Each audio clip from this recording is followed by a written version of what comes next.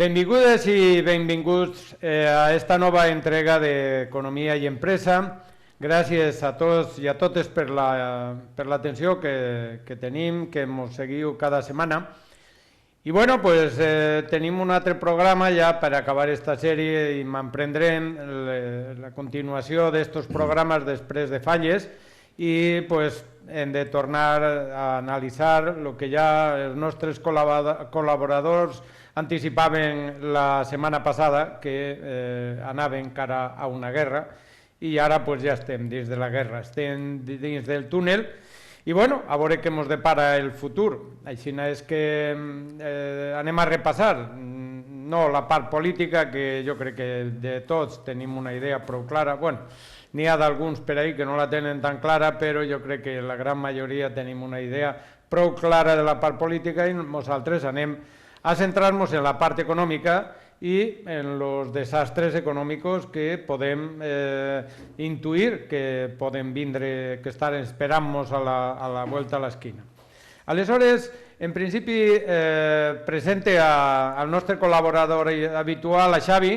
Què tal, Xavi? Molt bé, bona vesprada. Què tal, bona vesprada? De guerres. Sí, la veritat és que els temps no són molt agradables, però bueno, n'hi ha que lidiar. Són temps de guerres. Pues sí. Mira, han de veure què poden fer per a que vinguin els temps de la pau.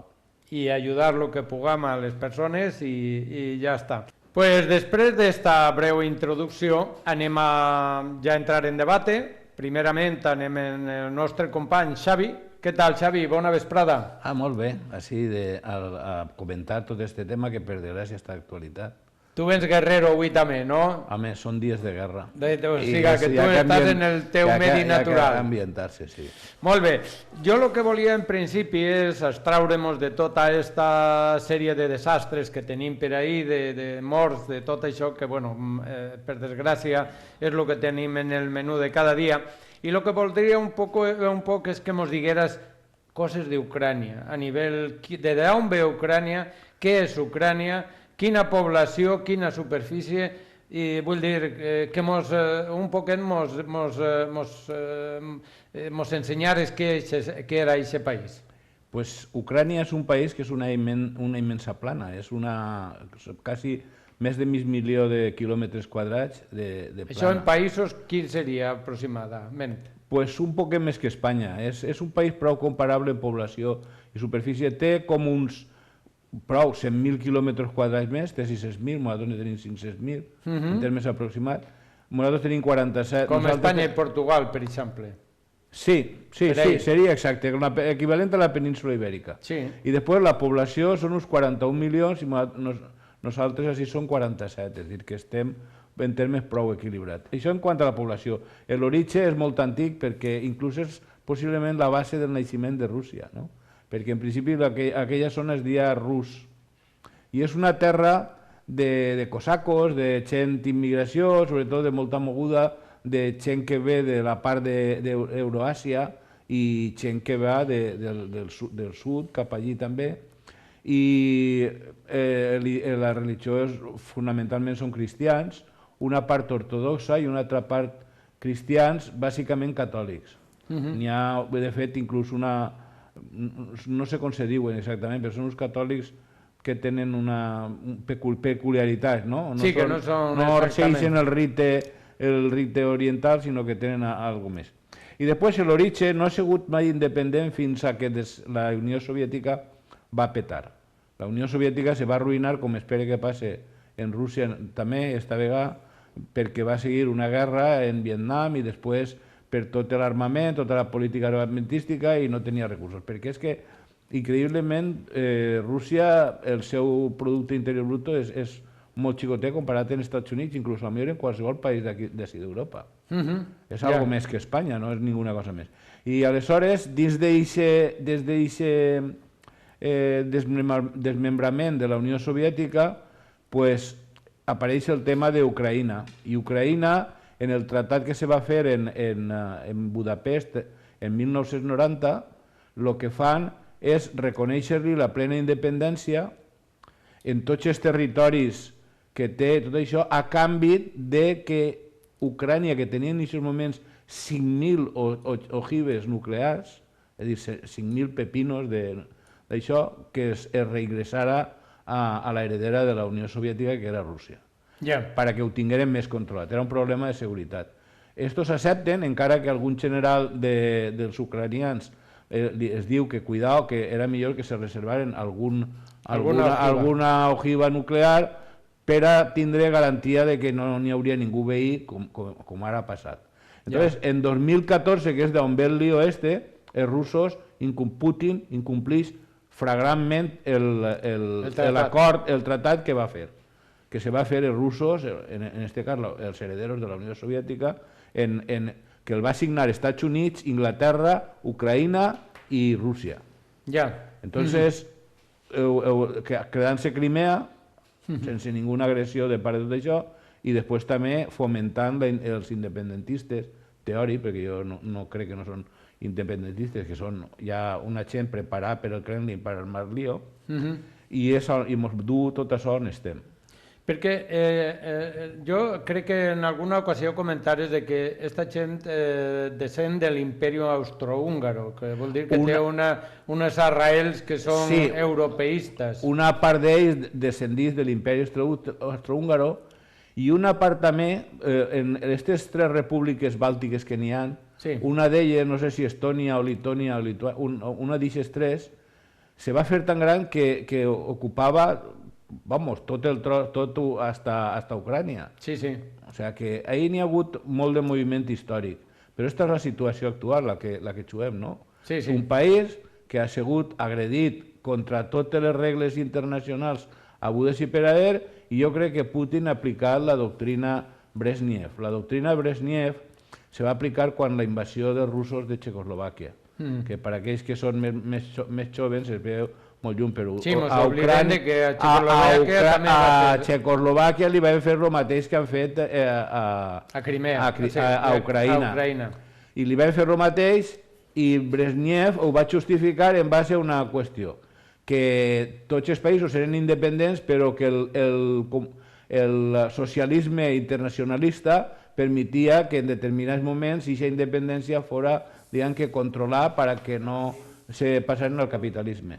Pues res, Xavi, moltes gràcies per posar-nos en antecedents. Després tornarem altra volta a revisar qüestions històriques, que sembla que estàs molt versat en tot això, i ara anem a anar sobre qüestions econòmiques, però bueno, anem a tractar un poc coses més específiques. Enrique, ¿qué tal? Buena vesprada. ¿Cómo estás? Hola, buenas tardes, Benjamín. Pues nada, nos vemos hoy abocados a lo que anticipamos en el anterior programa, que veíamos el conflicto que terminaría en el inicio de una guerra, y efectivamente hoy nos encontramos ya con una guerra y con una invasión hacia el país de Ucrania.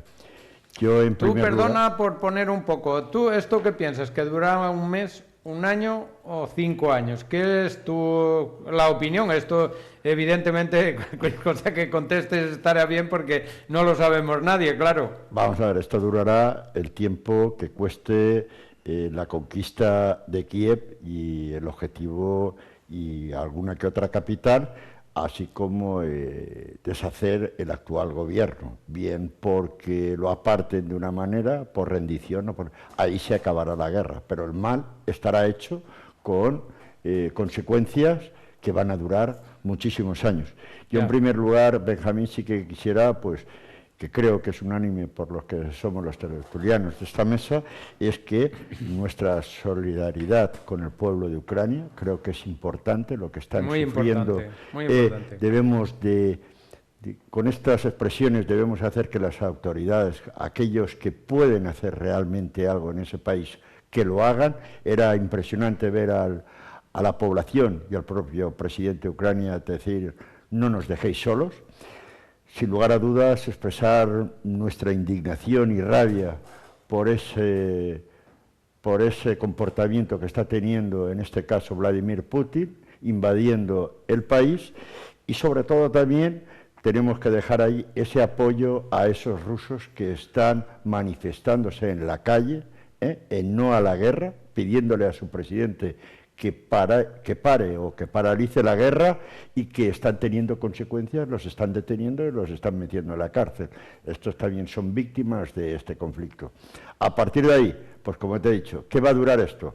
Creo que el objetivo de Putin, una vez alcance la autoridad o que esa invasión se consolide en dos ciudades importantes como es Kiev y la segunda capital, creo, de la nación, y creo que a partir de ahí se acabará, pero sin lugar a dudas las consecuencias van a ser muy largas y van a afectar muchísimo.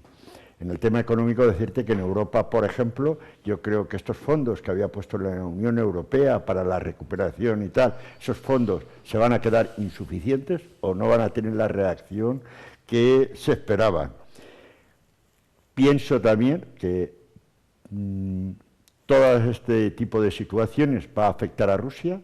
Tengo claro que Putin lo tenía todo porque es un hombre que viene formado de la KGB, es un tío, hablando despectivamente, muy preparado, muy inteligente y que él perfectamente no es, la invasión a Ucrania no ha sido una improvisación, lo tiene muy claro. También es verdad que a lo mejor esperaba que hubiera sido más fácil y ayer cuando veíamos las imágenes de satélite donde habían convoyes en 3 líneas de 60 kilómetros con vehículos llenos de soldados, cuando puedan desembarcar en Ucrania va a ser, creo que, catastrófico, va a ser una auténtica masacre.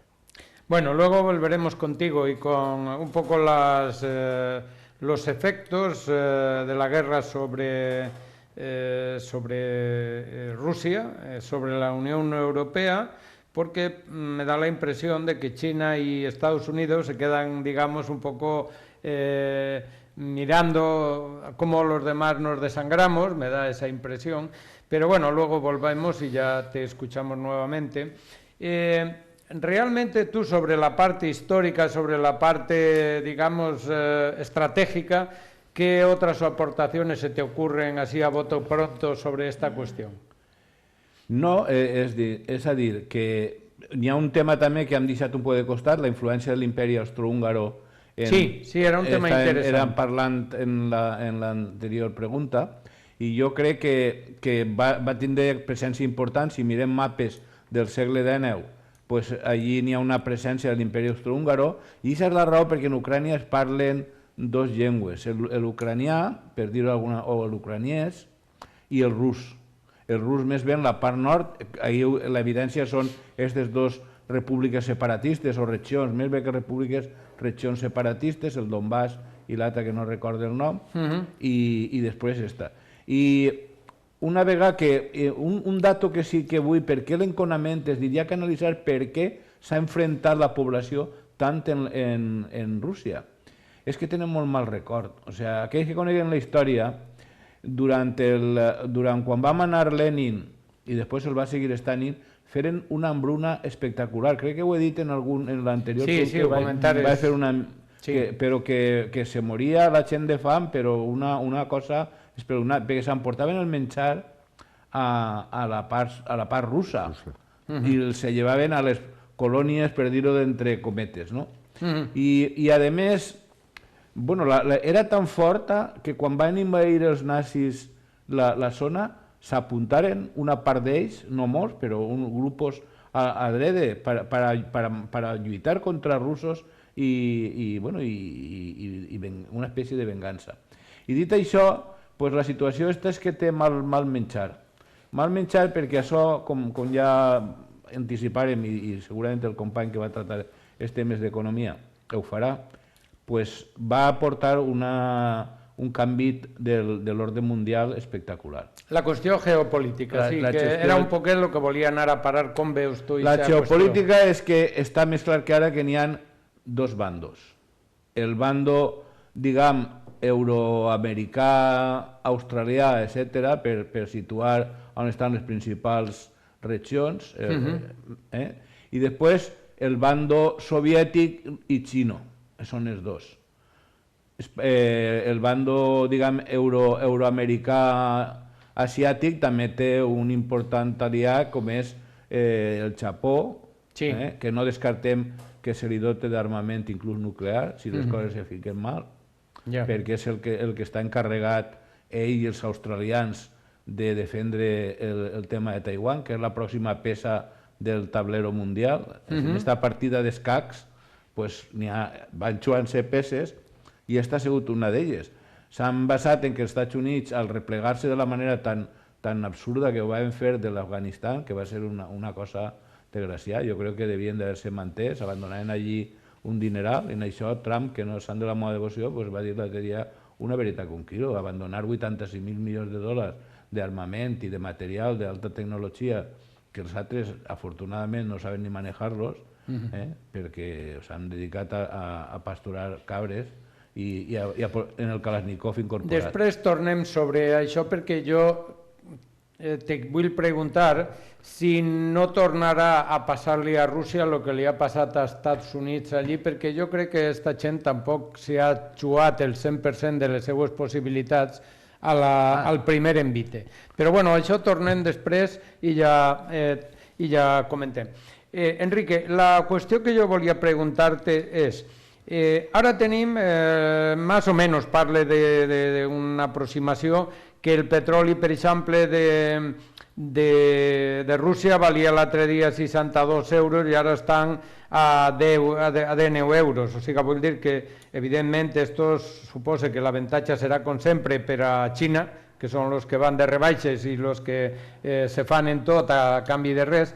Entonces tenim ja que n'hi ha una qüestió clara. Segurament Rússia tindrà forces per un mes, 2 mesos, un any, 2 anys, però evidentment Xina no és de los que regala els diners.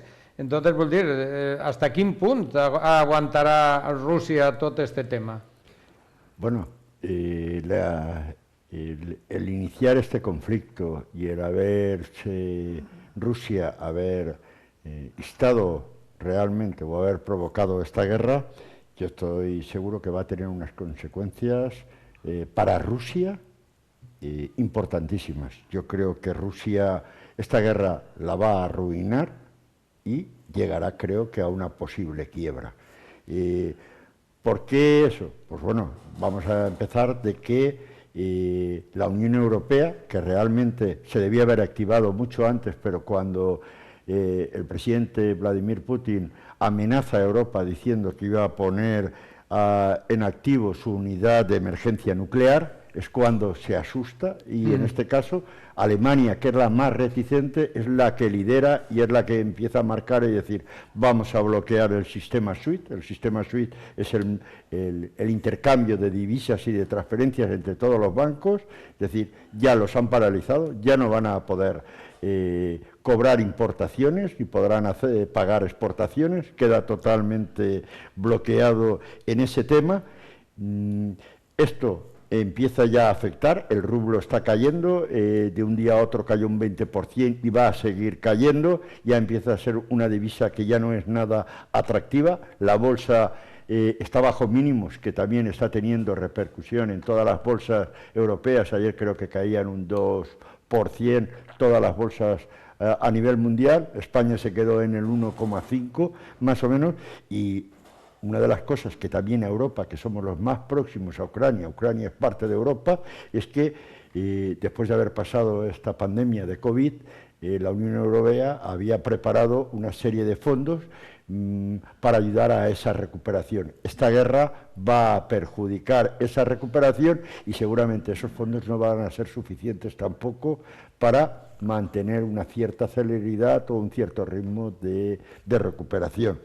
Yo pienso que va a disparar esta guerra, va a disparar la inflación, no solamente la va a sufrir Rusia, la vamos a sufrir todo el mundo. Ellos también exportaban un montón de materias primas, energía, petróleo, todo esto queda totalmente bloqueado. Ayer MEX, la primera empresa de transporte de contenedores, también ha quedado, el espacio aéreo está cerrado, no puede, es decir, Rusia va a la quiebra y debido al daño que va a crear, los colaterales, nosotros nos vamos a ver muy afectados con un incremento de la inflación y de muchas cosas. Antes Javier fuera de cámara decía que seguramente no se va a subir el tipo de interés. Yo creo que no se puede, es que no podemos, es que vamos a tener, la Unión Europea va a tener que poner más recursos, tendrá que más esfuerzo, y si se pensaba que íbamos a empezar a crecer dentro de X años, eso se ha estirado y se convertirá, si antes en 5 años, ahora serán más de 5 años. Molt bé, doncs després tornem en tu i altres qüestions relacionades. El que jo volia preguntar-te, Xavi, jo crec que ahir es comencem a vislumbrar una qüestió que pot ser també el que siga la postguerra, i és la redefinició mundial, el tema de la globalització on va.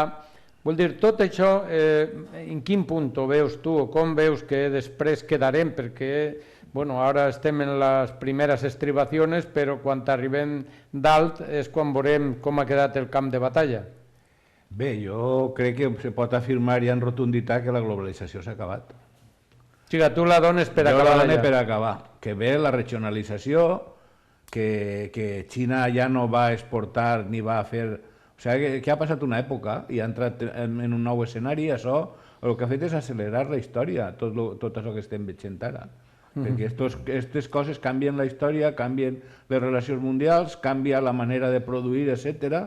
És dir, Europa ja no va poder produir com es produïa antes, perquè el principal abastidor de matèries primeres, que és Rússia, de Sibèria, és una immensa territori que té ahí coses que ni se saben el que n'hi ha. Això és l'únic que pot reviscolar... Perquè ahir n'hi ha una qüestió que, bueno, des del meu punt de vista, i volia confrontar la teua opinió. Anem a veure, tu i jo, que ja tenim una certa edat, hem viscut crisis del petroli de 14.000. Jo crec que no hem després mai la lliçó de la dependència de l'energia del petroli. Jo crec que en tot el temps que ha passat, podem parlar de 30 anys, 40 anys de transició, de crisi del petroli, no hem tingut l'habilitat mental ni l'estratègia de preparar un sistema alternatiu que ens lliure d'això. Sempre estem en el mateix punt de partida. Doncs perquè el petroli és una cosa molt golosa i guanya tot el món molts diners. És una cosa molt bruta però molt productiva. Estava passant el ressorgiment del carbó. El carbó, que l'havien pràcticament anul·lat, torna una altra vegada a ficar-se en marxa. Però de tota manera jo sóc més optimista que tu, saps? No, jo no m'he manifestat. No, en el sentit de que van a canviar. No n'hi ha més remei, tenen que canviar. No n'hi ha altra solució. Si no és el desastre, a part d'això, vindrà un altre desastre i, sobretot, la principal raó és que s'han donat compte que estan en mans de Putin. Que sí, però això ja ve de la primera volta, era dels països àrabs, que en el 73. I se diversificaren, perquè encara no estava clar, no n'hi ha una altra raó per abandonar el petroli. Sí, però ahir n'hi ha hagut una cosa crucial que sí que volia tornar en Enrique. Jo m'he manifestat sempre a favor de l'energia nuclear, sempre m'he manifestat. Per què? Pues perquè té uns riesgos, té unas cuestiones que siempre hay que ser cuidadoso, pero es que yo veo, por ejemplo, a Francia y se va a multiplicar. Entonces ahora, si tenemos energía, aunque sea nuclear, ya tenemos, digamos, un escenario. Y si volvemos a depender del petróleo, pues evidentemente al final morimos con Putin. ¿Tú esto cómo lo ves, Quique?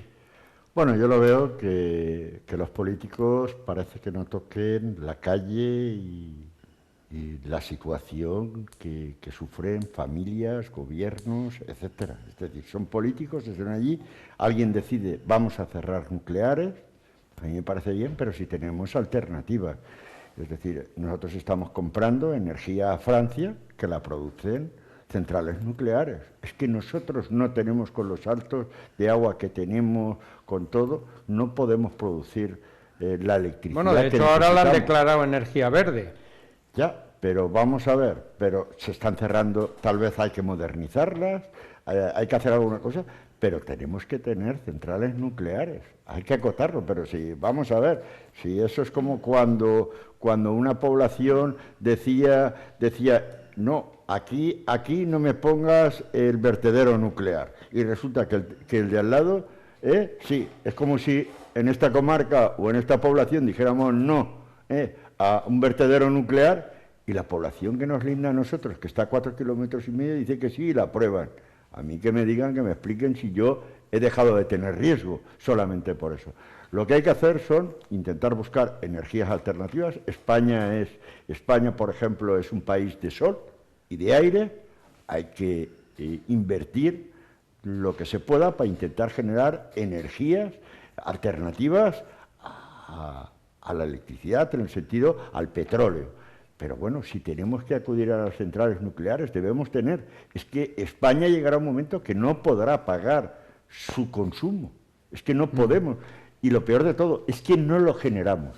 Dos cosas. Primero, y a lo mejor pudiéndolo pagar, no lo generan, porque Francia siempre nos venderá, igual que todos los países, sus excedentes. Pero primero siempre serán ellos. Argelia nos venderá gas, siempre sus excedentes. Primero van a ser ellos. Es decir, que yo creo que en este tipo de situación es complicada. Nunca hemos pensado que nos va a ocurrir a nosotros y nos va a ocurrir a nosotros. I sempre nos ocurre. Bueno, pues anem a fer una xicotet parada per a la publicitat i res, en breus moments estem altra volta en tots vostès en este tema candent i que bueno, mos té a tots un poquet ocupats en tota la nostra vida. Fins ara.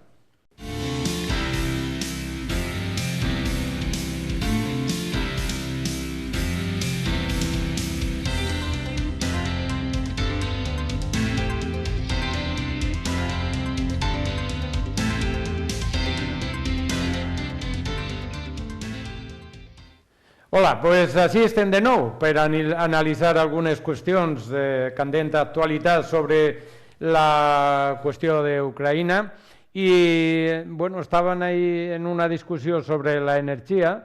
Volia ara recurrir a l'opinió de Xavi.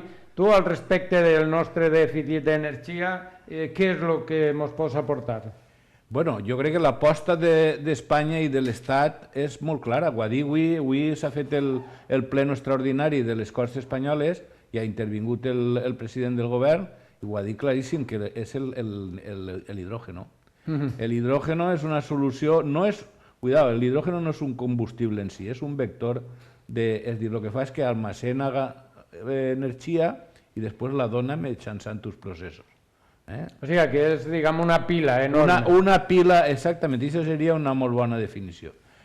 Què passa? Que un dels grans problemes, perquè això no és nou, o sigui, alguns que se'n recorden, en una plaça de bous, una Gussi de 65 pegant voltes i li omplien el depòsit d'aigua, però és que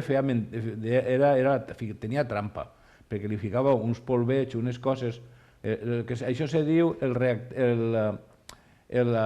catalitzador. Li ficava un catalitzador, però costava més el catalitzador que la gasolina i per tant no era eficient. Però avui els catalitzadors s'han reduït molt el preu i l'eficiència en la transformació d'aigua de mar i separar de l'aigua de qualsevol, igual que sigui del mar o dolça, i separar l'oxígeno de l'hidrógeno és molt eficient i per tant els preus ja estan a un nivell que serà factible. De fet, en aquests moments, jo vaig a donar dos datos. L'empresa esta logística de carburants, que és l'antigua Calvo Sotelo, va comprar, farà molt poquet, ha comprat una companyia que se dedica a la logística d'hidrocarburs en tota la part de Bèlgica, Holanda, part d'Alemanya, França, etc. Una inversió de molts milions d'euros. I per què ho fa? Perquè va a transportar l'hidrógeno. I, de fet, hidrógeno ja s'està injectant en les redes de gas. Ah, sí? Ja en aquest moment ja està injectant. Ja s'han fet proves. Ja n'hi ha camions que porten hidrógeno per això. I és la gran aposta d'Espanya. Per això s'han abandonat les nuclears, perquè les nuclears aquestes ja són cares de mantindre. Una nuclear vella és molt cara de mantindre. I fer-ne de nova són unes inversions molt grans i s'ha optat per aquesta solució que serà el que Espanya, per les condicions climàtiques i tot, podrà fer. Utilitzar renovables per a generar hidrógeno i distribuir. Sí, el que passa que les renovables és una discussió que no anem a entrar però vol dir, van a passo tortuga, vol dir que no... Bueno, si ara estem sobre el 15% de les necessitats... No. Pues, han arribat a haver puntes de més de la meitat de l'energia s'ha produït per els ventiladors. Bueno, però puntualment. Sí. Molt bé, pues continuem ara altra volta en la part econòmica, en Enrique. Tu mos parlaves abans de lo que era el tema del rublo, que s'ha desplomat, los tipos de interés en Rússia. Bueno, pareix que... Sin embargo, jo estava escoltant algun comentarista que ells ara estan recorrint a Xina per a votar-se este problema, para salir de esta, digamos, de esta trampa. Vamos a ver, es normal, es la única puerta o la única ventana que les queda abierta. China, ahí hay un pacto de silencio, China no ha demostrado nada, no ha demostrado su oposición a la guerra ni a la invasión de Ucrania, porque China también lleva en la cabeza hacer algo parecido con Taiwán. Es lo que, al menos en los foros políticos internacionales, se dice. China va a ser, pero siempre, como te he dicho antes también, apoyará a Rusia, cederá a Rusia riqueza, le va a permitir ciertas cosas, pero siempre que sean excedentes de China. China no va a sacrificar nada. China también tiene su hoja de ruta puesta. Yo creo que cuando Putin, como he dicho antes, decide invadir Ucrania, él tiene muy estudiado el cierre de mercados, él tiene y sabe de quién puede o con quién puede contar y con qué recursos puede obtener. Las cosas se le están complicando, como he dicho antes. El rublo está por bajo, con una depreciación. Empezó el otro día el 20%, ya creo que supera el 30%. Ahora los tipos de interés están por arriba del 20% en Rusia, es decir, está llevando a una población que no está toda de acuerdo en invadir Ucrania, la está llevando a la guerra, la está llevando a la muerte realmente, pero también está llevando al país a la quiebra. Estoy seguro que esto va a tener unas repercusiones. Sí que es verdad que antes de haber invadido lo tiene todo estudiado, estoy segurísimo, es decir, nadie tiene el ímpetu ese improvisado de intentar invadir un país, pero va a tener consecuencias. Yo creo que con la entrada de los últimos convoyes va a hacer que la guerra sea en el tiempo lo más reducida posible. Hablábamos antes de ese convoy que supera los 65 kilómetros. Dentro hay muchísima gente, eran 65 no en una línea, sino en 3 y 4 líneas. Esos vehículos van llenos de soldados y yo creo que de un momento a otro, igual que hablábamos la semana pasada, yo creo que de un momento a otro se va a producir la masacre humana, se va a producir la destrucción total casi de Kiev y a partir de ese momento la guerra acabará. Pero yo ahí veo una cosa, Enrique, por centrar un poco la discusión. Estados Unidos entró en todos los países del Golfo con todo el poderío, gastó todos los miles de millones que hacía falta para asentarse, estuvo 5, 10, 15 años y al final se fue y aquello vuelve a estar como estaba.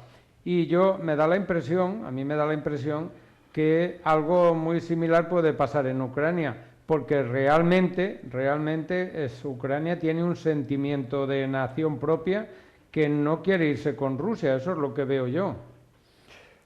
Estados Unidos está demostrando desde hace ya creo que décadas que no era la potencia que era, es decir, allá hay gente alrededor muy próxima a ellos, está Cuba, que le está dando, está Maduro, que está ahí también dándoles, estuvieron en los países árabes, en Irak, han estado en Irán, han estado en países que realmente, y se han tenido que ir, como aquel que dice, por la puerta... Con el rabo entre las piernas. Pero por la puerta de atrás y tal. Que aquí puede pasar, sí, pero el macho alfa, el señor Putin, no va a ser como han sido los americanos.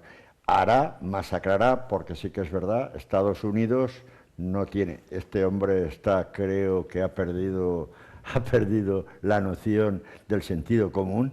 Este hombre está dispuesto, la cosa es que como su ha buscado a los chechenos, el ejército checheno va atrás, son sanguinarios, saben a lo que van y están entrando, de un momento a otro, van a entrar en la capital de Kiev.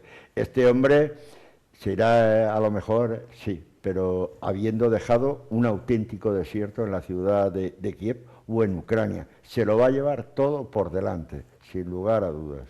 Va a ser, puede ser hasta vencedor, sí, pero habrá hecho ya muchísimo mal.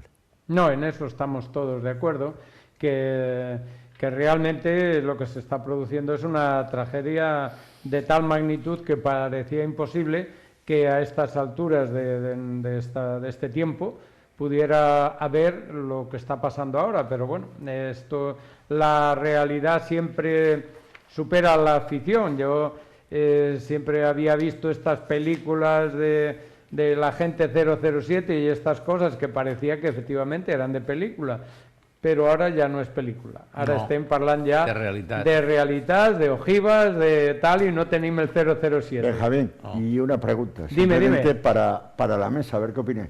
¿Por qué los cascos azules, igual que estuvieron en Kosovo y estuvieron en algún que otro país, por qué no ha intervenido? ¿Por qué el Consejo de Seguridad de la ONU, date cuenta que han invadido, un país ha invadido a otro, le está quitando su personalidad, un país democrático?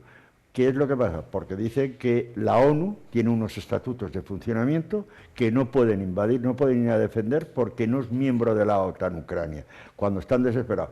Pero no pensáis, no os preguntáis por qué nadie ha ido, porque podíamos, a través de los cascos azules, ¿sabéis? Hombre, España ha participado en muchas misiones. Los cascos azules, ahora escucharemos a Xavi, pero yo creo que los cascos azules es como ir a matar elefantes con balines de... No, perdona, pero el propio Consejo de la ONU puede pedir a las naciones, porque aquí todo el mundo, pues como yo he expresado antes, solidaridad, pero no necesita solidaridad, ánimos, no necesita armamento y recursos humanos para parar a este genocida. Necesitan eso, solamente eso, sacarlo fuera e intentar evitar, pero para eso tienes que demostrar riñón. No tenemos, este hombre creía que iba a conquistar en 48 horas Ucrania y no se lo están poniendo fácil. No se lo están poniendo fácil porque la verdad es admirable cómo ucranianos que están viviendo fuera de Ucrania están volviendo para coger las armas y defender su país. Por eso digo que ellos lo que necesitan, y el propio presidente lo decía ayer a la Unión Europea mediante una videoconferencia, no nos dejéis solos. Pues si tiene que ser la Unión Europea quien vaya al Consejo de Seguridad de la ONU, que les diga, hemos de parar esto. Es que hoy es Rusia, pero mañana puede ser China o otro. Vamos a ver, yo creo que una simple vida, la comparas con la humanidad, es muy pequeña, pero no deja de ser muy grande la vida de una persona dentro de la humanidad. Bueno, yo creo que, no sé, ahora escucharemos a Xavi, yo creo que los cascos azules van a lugares donde hay una cierta consenso de que vayan, pero yo no creo que Rusia, digamos, acepte que vaya allí ningún casco azul, no lo sé. Però haurà una majoria. Per mi la contestació a lo que esteu dient és molt simple. N'hi ha 5 països en el món, que són Estats Units, Inglaterra, França, Xina i Rússia, que tenen capacitat de veto. Claro. I per tant, això ho ha vetat la Unió Soviètica. Si la Unió Soviètica no vol, no va un casco blau ahí ni de coña. Vamos, ni de coña. Claro.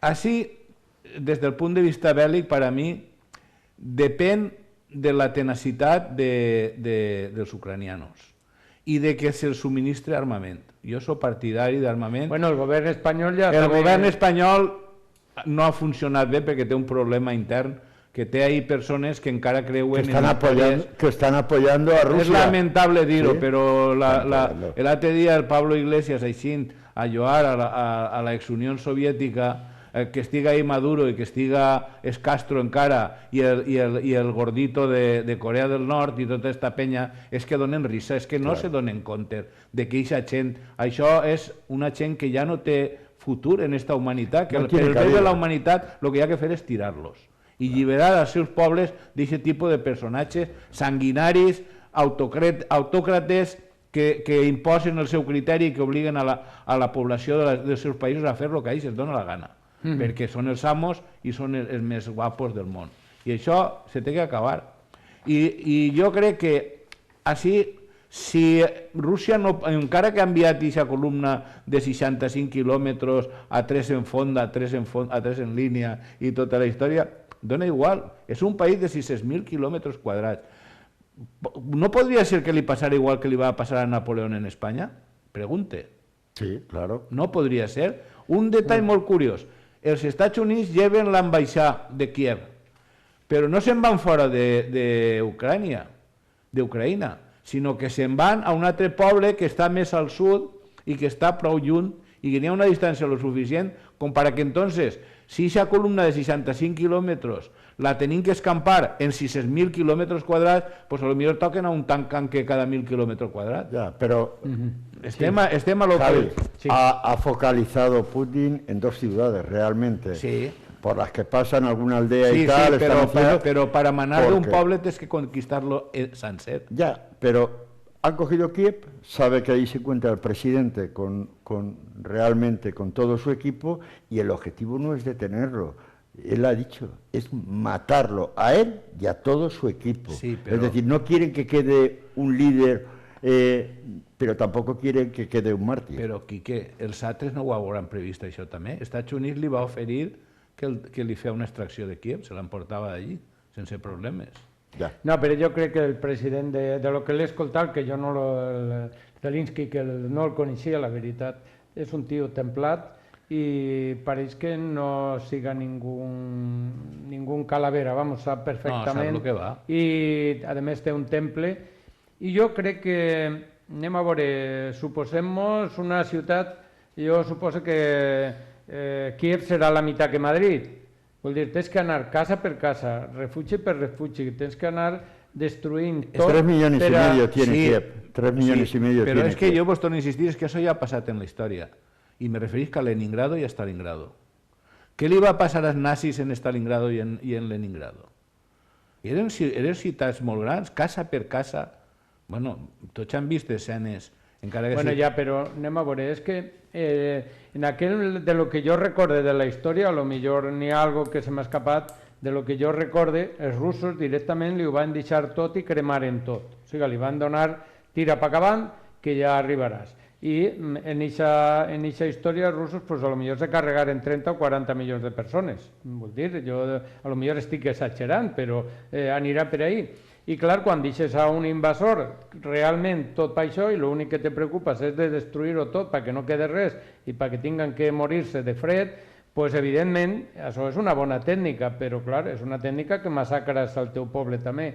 Entonces, bueno, jo crec que, no sé, és possible que lo que tú dius, Enrique, que van a matarlo, yo no ve que el maten demà, ni en un mes, ni en un año. No se va a dejar, estoy seguro, está aplicando el sentido común. El pueblo, los habitantes, los que tienen que empuñar el arma, están con su presidente, es decir, ya ellos, anterior a este presidente, en las elecciones había un prorruso y la población que ya empezaba este malestar ya lo detectó. Este hombre creo que arrasó en las elecciones. Además, era un hombre que no venía ni de la política ni nada, venía del espectáculo, era humorista y tal, pero bueno, tiene la cabeza muy bien amoblada, sabe lo que quiere y sabe que está con su pueblo, y él también. Jo vinguent per aquí per a un poquet, repassant algunes coses i tal, jo crec que n'hi ha un tema que no és menor, encara que vol dir tinga una importància menor, que és el deporte. La cultura, ara han quedat ja fora de totes les competicions, de tots els deports, del futbol. Vull dir que ara ja no se pot veure un russo en ningú puesto.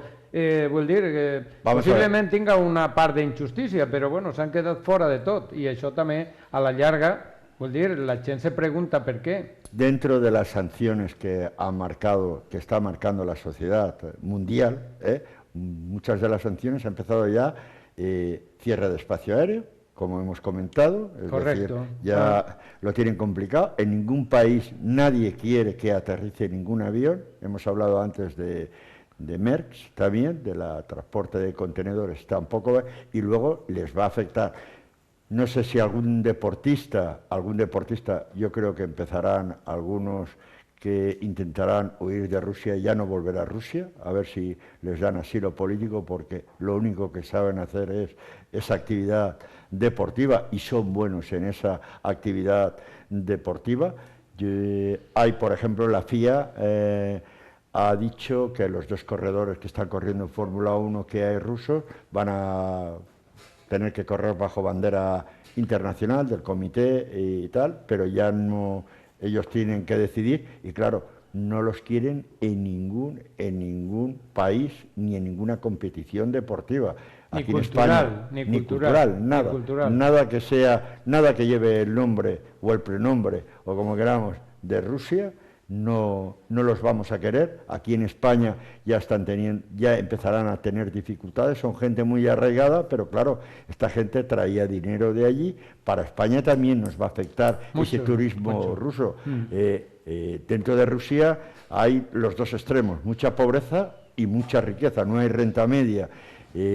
Aquellos que te contaban con recursos y tal, estaban invirtiendo, venían a España. España es un país, además, aunque creamos que Rusia era barata por venir del comunismo, Rusia es más cara, el producto es mucho más caro que en España. Los rusos venían aquí y era un país atractivo para las compras de todo, desde inmuebles, desde ropa, desde objetos de lujo, barcos, de todo. Hoy en día muchos puertos de España tienen embarcaciones de rusos con cierto potencial económico. Están embargadas. Ahora estarán embargados y yo soy de la opinión de que si en un plazo tal, que se embarguen, y si hay que reconstruir un día Ucrania, para los ucranianos, no para los rusos, que todo lo embargado vaya a pagar el mal que han hecho. Muy bien. Pues jo, per a anar tancant ja este programa, m'agradaria un poquet demanar a Xavi que ens faça un xicotet recorregut de 2 minuts a través de lo que ha sigut, de lo que és i de lo que ell pensa que serà. I en això ja tancaríem el programa i ja ens veuríem després de les festes. Xavi. Bé, jo a lo llarg de les meves exposicions he explicat com naix Ucraïna i tots els problemes que ha tingut i els acords que s'han incomplit i tot aquest tema, i jo crec que Ucraïna això acabarà mal en el sentit que van haver molts morts. O sigui, jo crec que desgraciadament i se va a molt a destruir este país, però també n'hi ha hagut en la història països que els han arrasat, per exemple Alemanya, i els han eixit i estan avui. Jo crec que Ucraïna ja ha sol·licitat el president entrar en la Unió Europea, l'admitiran i poquet a poquet s'aniran arreglant les coses. I Rússia crec que tornarà a repetir la història, perquè quan no s'enteren i segueixen... Perquè mira que té fàcil Putin. És democratitzar Rússia i unir-se al carro d'Europa i convertir-nos entre ells i nosaltres en la primera potència mundial, ni Xina ni Estats Units.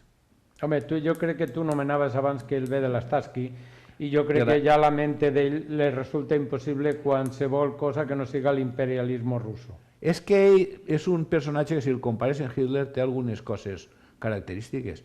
Hitler va organitzar tot aquest tinglao perquè estava en la Primera Guerra Mundial i va veure el desastre d'Alemanya, que li llevaven les terres i tot això, i ell era de la KGB i estava en Alemanya Oriental quan va caure, quan se va tornar i se va reunificar Alemanya. Entonces, tots sabem que els de la KGB manaven més que els de la Stasi. Entonces, segur que Putin tenia un control més o menys gran en funció de la graduació que tinguera i que controlava tot el que estava passant allí. Però ell veu que de pronto se desmorona, que comencen a territoris que ho consideraven seus, es perden i ara vol un poc una nova Rússia, una nova gran Rússia com... Nou imperi. Un nou imperi, i això és el que el perd. Molt bé, doncs res, ja ens tornem a veure en 2 setmanes i res, agrair-vos l'atenció i esperem que ens vegem ja en unes circumstàncies un poquet més alentadores. Gràcies i bona nit. Adeu.